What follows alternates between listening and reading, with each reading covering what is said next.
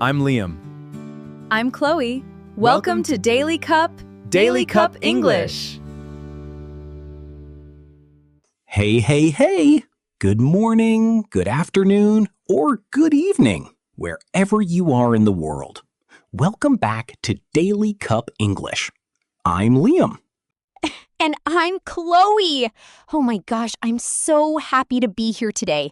I literally just walked in and almost knocked over my coffee. Classic me. Classic Chloe. Every single time. I was like, oh no, not the mic stand again.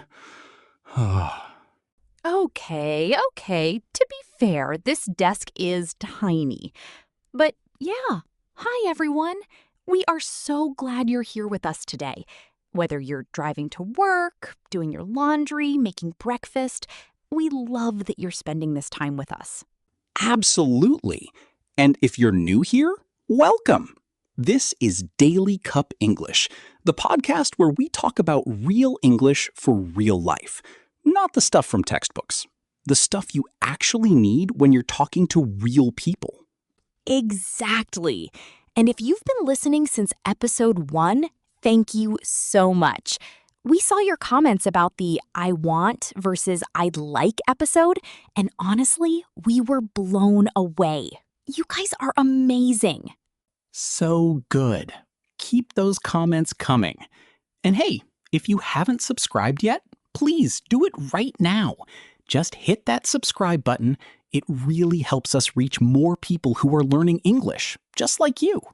Yes, and we post a new episode every single day. So if you subscribe, you won't miss anything. New episode every day. That's our promise to you. So, Chloe, how are you today? And I'm asking for real, not just like, I'm fine, how are you? Okay, for real, I'm actually really good today. I slept 8 hours last night. 8! That almost never happens. 8 hours? That's luxury. I got like 5. My neighbor was playing music until 2 in the morning, and I did not know how to handle that. Wait, did you say anything to them? I wanted to, but that's actually kind of related to today's topic.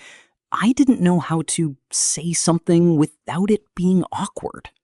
Oh, wow. Okay, that is a perfect transition. Very smooth, Liam. Thank you. I try. All right, let's talk about today's episode.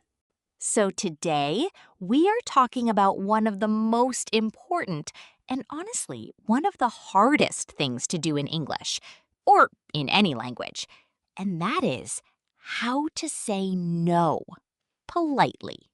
Yes, and I know what you might be thinking. Liam, Chloe, it's just the word no. N-O, how hard can it be? Right? But it is so much harder than it sounds. Because saying no is not just about the word. It's about how you say it. The tone, the phrase, the situation. And if you get it wrong, you can sound really rude, even if you don't mean to be. Exactly. And for people learning English, this is especially tricky. Because in your language, the way you say no might be totally different. The culture is different. What sounds polite in one culture can sound really cold in another. We're going to get into that later, and I'm really excited about that part because I have a story. Oh, I know your story. It's a good one. But first, can we share our personal stories? Because I think this makes it real. Like, have you ever been in a situation where you really needed to say no, but you just couldn't? Oh, absolutely. Okay, so mine is embarrassing. I was at work, right, a few years ago, and my colleague asked me to help him move furniture on a Saturday, my day off, and I wanted to say no so badly. But instead, I just said, yeah, sure, no problem. Why, though? I don't know. I panicked. There was this silence, and I just filled it with yes. And then I spent my entire Saturday moving a couch up 3 flights of stairs. 3 flights, Chloe. Oh no, that is painful. Okay, mine is. Okay, so I was at a supermarket. A salesperson came up to me and started showing me this hand cream. And I was like, oh, that's nice. And she kept going, and I kept saying nice things. And 20 minutes later, I walked out with $40 worth of hand cream that I did not need. $40. $40. Because I didn't know how to just say, no, thank you, I'm not interested. I kept smiling and nodding like, oh yeah, that smells great. It was a disaster. So, yes, we both have firsthand experience with this problem. And that's why today's episode is actually really personal for us, too. Okay, so I want to start with a kind of controversial opinion. And I know Chloe is going to push back on this. Oh, I'm ready. I think, and hear me out, I think there is actually nothing wrong with just saying no. Like, directly. No explanation, no excuse, just, no, I can't do that. Simple, clean, honest. I respect that. Okay, see, here's the thing. I agree that honesty is important, but I think context matters so much. Like saying no to your best friend who asks if you want the last slice of pizza. Totally fine. But saying no to your boss when they ask you to stay late, or to your mother-in-law who invites you to dinner, that bare, naked no can cause real problems. Okay, fair point. Context matters. But don't you think sometimes we overcomplicate it? Like, we add so many words, so many excuses, that the other person doesn't even understand that we're saying no. That is true. And actually, that's a really interesting point. Sometimes being too polite can be confusing. Like, have you ever said to someone, oh, maybe, we'll see, let me check my schedule, and you actually meant absolutely not, never, not in a million years? 100%. I do that all the time. I'll think about it means no. Let me get back to you means no. That sounds fun. We should do that sometime means no, we are never doing that. Exactly. And that creates confusion. So I think the answer is somewhere in the middle. You want to be clear so the person actually understands your answer is no, but you also want to be kind because being honest doesn't mean being harsh. Okay, I can agree with that. The goal is clear and kind, not one or the other. Yes, that's exactly it. So why do you think it's so hard for people to say no, even native speakers? I think there are a few reasons. First, we're taught from a young age to be nice, to be helpful, to not disappoint people. So saying no feels like you're being a bad person. Right, there's a guilt thing. Like, if I say no, they'll be upset, and that'll be my fault. Exactly. And the second thing is, we're afraid of conflict. No one likes that awkward silence after you turn someone down, or the look on their face. That look. Oh, I know that look. We all know that look. And so instead of dealing with 2 seconds of awkwardness, we say yes, and then deal with the consequences for the next 2 weeks. That is so real. And for English learners, there's an extra layer. You might not have the vocabulary. You want to say no nicely, but you don't know the right phrase. So you either say nothing or you say yes, just to avoid the situation. Which is exactly why we're making this episode. Because once you have the phrases, you have the power. You feel confident, and confidence makes everything easier. Well said. Okay, let's get into the actual situations. Real life. What do you actually say? Okay, situation number 1. This one is super common. Your friend invites you to a party, or a dinner, or some kind of event, and you just don't want to go. Maybe you're tired, maybe you have other plans, maybe you just need a night in. How do you say no without hurting their feelings? So the worst thing you can do, and I've done this, is to say maybe when you mean no. Because then your friend is waiting, they might even plan around you, and then when you cancel last minute, it's so much worse. Yes, it's kinder to just say no early. So, some phrases I love for this. That sounds really fun, but I'm not going to be able to make it. Or, I'd love to, but I already have plans that night. Those are good. I also like, I'm gonna sit this one out, but have so much fun. It's warm, it's friendly, and it's clear. Oh, that's a great one. Sit this one out. That's such a natural expression. And notice how none of these phrases say no directly, but everyone understands it means no. And you don't always need to give a reason. You can if you want to, but you don't have to. I can't make it, but thank you for the invite. Totally fine. This is so important. A lot of people feel like they have to justify themselves.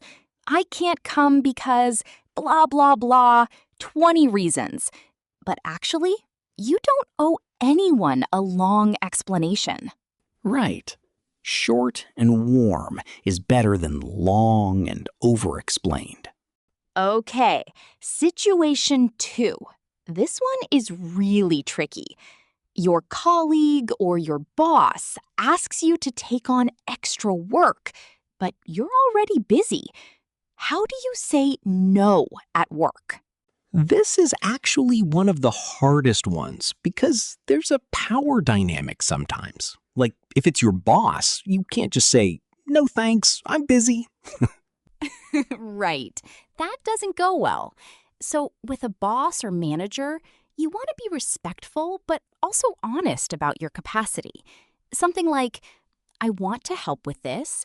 Could we look at my current workload together and see what I could move around?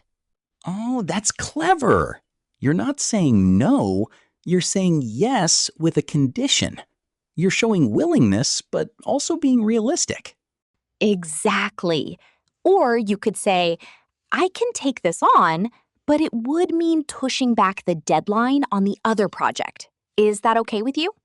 Put the decision back in their hands. That's a really professional way to handle it. What about with a colleague, though? Same level as you. With a colleague, you can be a bit more direct. I'm really swamped right now. I don't think I can take this on. Or, I wish I could help, but I'm already stretched pretty thin this week. Stretched pretty thin. That's a great idiom. It means you have too much to do. You're like a rubber band that's been stretched too far. Exactly. And the key in all of these work situations, acknowledge the request, explain briefly, and if possible, offer an alternative. That's the formula. Acknowledge, explain, alternative. Got it. That's like a cheat code for workplace conversations. Write that down, everyone. Okay, situation 3. And Chloe, this one is for you specifically. The pushy salesperson. Oh, this is personal. Okay, yes. So when a salesperson approaches you and starts their pitch, First of all, it's okay to not engage. You can literally just say, "No, thank you, I'm just browsing." That is a complete sentence. It is enough. But what if they keep going? They're like, but wait, just feel how soft this is. Yes, and this is where a lot of people get trapped.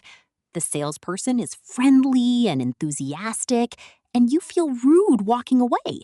So you stay, and then you end up with $40 of hand cream. The $40 hand cream story lives rent-free in my head now. It lives rent-free in my heart.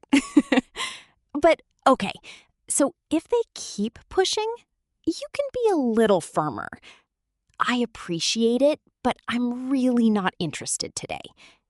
The word today is interesting because it softens it slightly, but it still means no. And if they still keep going? Then you go full professional. I'm going to have to stop you there. I'm not going to make a purchase today, but thank you. And then you walk away. And that is completely fine. You don't owe a stranger your time indefinitely. I love how you said, I'm going to have to stop you there. That's so calm and polite, but also very clear. It's firm, but not aggressive, which is the whole point, right? Okay, last situation for this section. And some people say this is actually the hardest one. Saying no to family. Oh, this is so hard. Because family, especially in many cultures, family feels like you can never say no. There's obligation, there's guilt, there's love, but also pressure. Right. And it might be something small, like, can you help me with this weekend? Or something bigger. Either way, the relationship makes it complicated. I think with family, the most important thing is to be gentle and honest. Don't build up resentment by always saying yes. That's not healthy for anyone. So something like, I love you and I want to help, but I just don't have the capacity right now. That's real. That's human. Or, I can't do it this time, but let's figure out another way I can help. Show that you care, but that you have limits too. Exactly.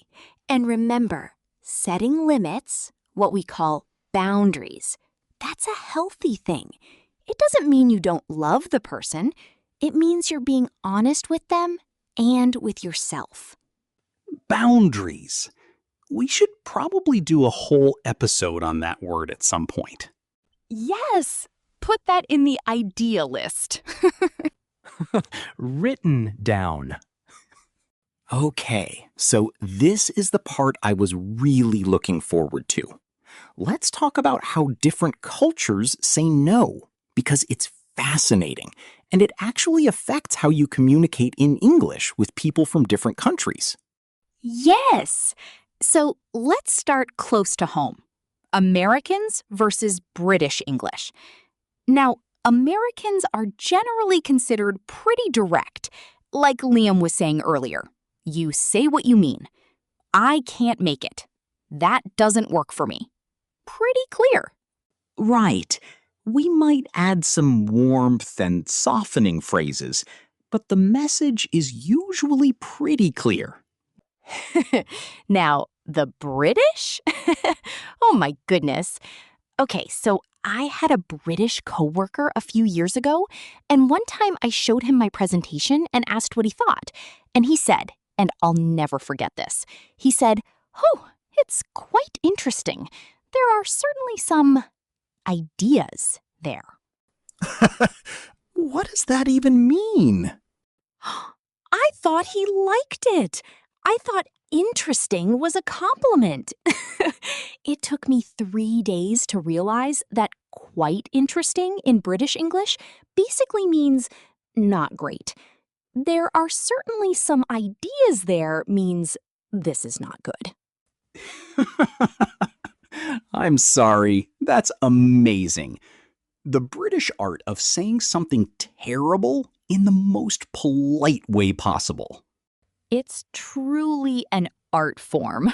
Like, with the greatest respect means I think you're completely wrong. Or that's a brave choice means bad choice. That's brilliant. So, for our listeners, if you're ever working with British colleagues, you need a translation guide. But okay, let's talk about something really interesting. In many Asian cultures, Japan, Korea, China, Vietnam, and others, saying no directly is considered very impolite, almost disrespectful. So people find very indirect ways to communicate no. Right. Like in Japanese culture, I've read about this. There isn't really a direct word that gets used the same way. People might say something like, that would be difficult, or they might just go very quiet, and everyone understands that means no. Which is genius in a way. It preserves everyone's dignity. No one is embarrassed. But it can cause massive confusion when you're communicating across cultures, because an American hears that might be difficult and thinks, okay, let's problem solve. We'll figure out the difficulty. And the other person is thinking, why is this person not understanding that I said no? Exactly. And neither person is being rude. They're just operating on completely different communication systems. So, what's the takeaway here for our listeners? I think the takeaway is when you're speaking English in an international context, it helps to be a little more direct than you might be in your own language. Not rude, just clear. And at the same time, when someone is indirect with you in English, give them the benefit of the doubt. They might be saying no in the only way they know how. That's such a good point. It's not about one culture being better, it's about understanding each other better. What about places where saying no to food or hospitality is a big deal?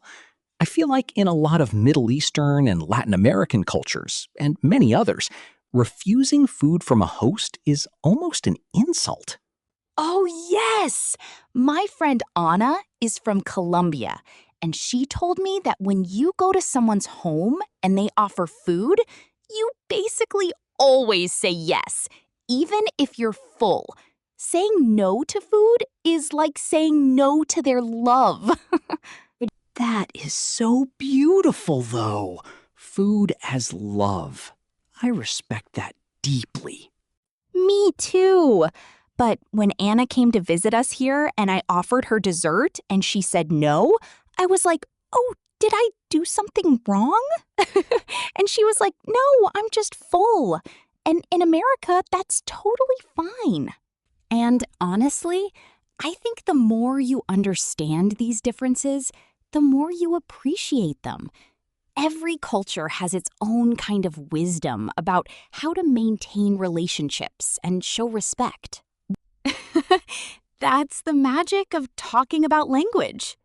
Okay, I want to share my personal favorite tips for saying no politely. The things that I actually... Go for it.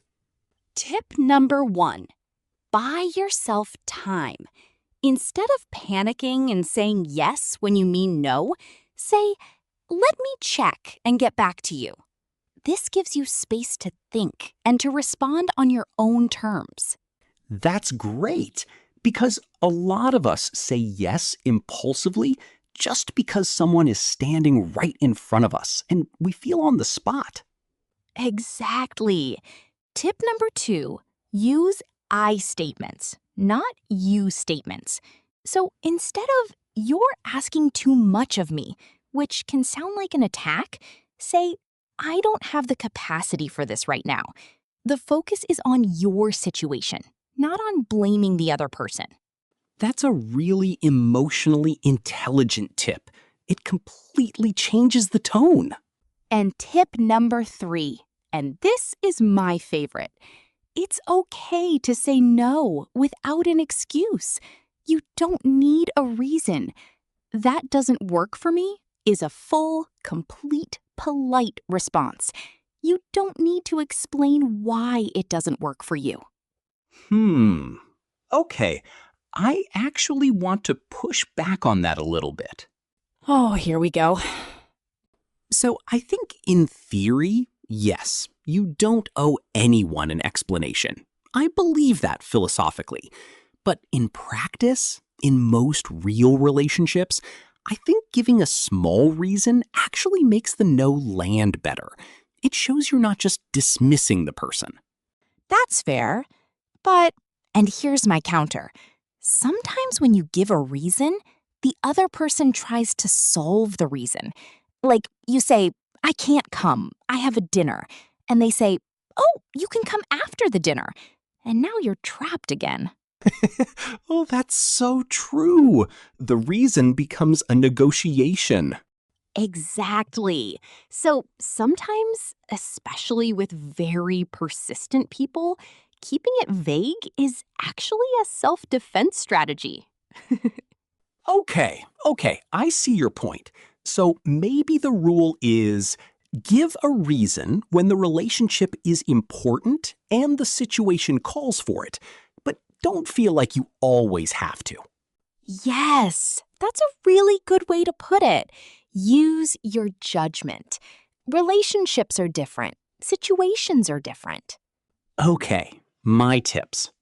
Tip 1, use the word unfortunately. It's like a magic word for saying no. Unfortunately, I'm not able to join. It sounds formal, it sounds genuine, and it closes the door pretty firmly.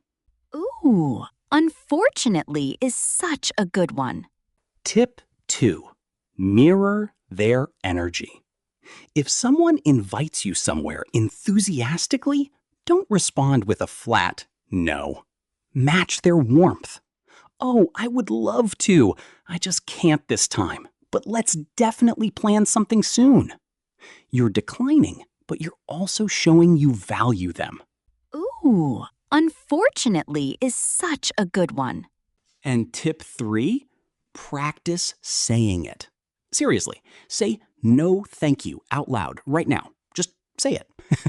It feels weird at first, but the more you practice, the more natural it becomes. Your voice doesn't have to shake. You can say it calmly. That's such practical advice. And actually, our listeners can practice with us. Try it right now. Say, I appreciate the offer, but I'm going to have to pass. Say it like you mean it. I love this podcast. Okay, we are coming up on time, which honestly, this went by so fast. I feel like we could talk about this for another hour. Same. But let's do a quick recap before we wrap up. What are the big takeaways from today? Number 1, saying no is a skill, not a personality flaw. It's something you can learn and get better at. And it's actually an important life skill, not just in English, but in every area of your life. Number 2, be clear and kind. You don't have to choose between honesty and politeness. The best responses are both. Number 3, context matters. Different situations, different relationships, different cultures all call for slightly different approaches. There's no one perfect script for every situation. And number 4, practice. The more you say these phrases, the more comfortable you'll feel. And confidence is really the most important ingredient. Before we go, we want to say a huge thank you to everyone who's been listening, commenting, and sharing these episodes. It truly means so much to us. If you haven't subscribed yet, please do it right now. It's free, it takes 2 seconds, and it means you'll never miss an episode. We post every single day, so there's always something new waiting for you. And speaking of what's new, episode 3 is coming tomorrow, and it is a good one. We're going to talk about phone calls in English, how to start them, how to end them, what to say when you don't understand something. Because I know that so many of you let the phone ring when it's an English call. We see you, we are you, and we're going to fix that together. I love that. Okay, any final words, Liam? Just thank you. Really. Learning a language takes courage. Every time you tune in, every time you try a new phrase, every time you speak, even when you're nervous, that's brave. We're rooting for you. We really are. All right, everyone. We'll see you tomorrow. Same time, same place on Daily Cup English. Bye, everyone. Bye!